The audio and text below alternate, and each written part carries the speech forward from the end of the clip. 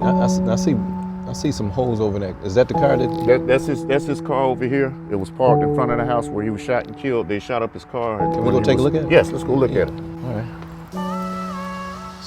So go ahead. So this car was parked in front of my house, right out here in front of the house. And as you can see the bullet holes in the car here. It looks like to me, this is my own assumption, I worked a couple of homicide cases and all that when I was in there. He used to use his keypad all the time. He never would use his fob, he always used his keypad to get in his car. So with no bullet holes being right here, what it tells me, he was here trying to get in the car.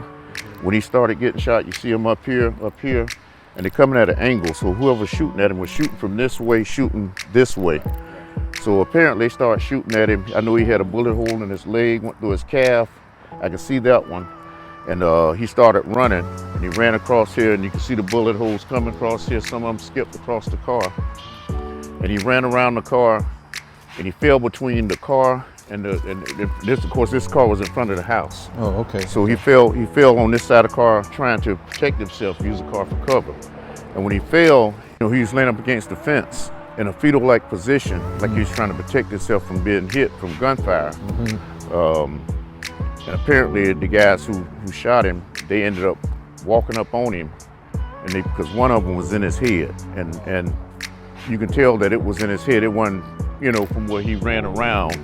They shot that. It had to be a shot directly down at his head, because the blood was right underneath his head.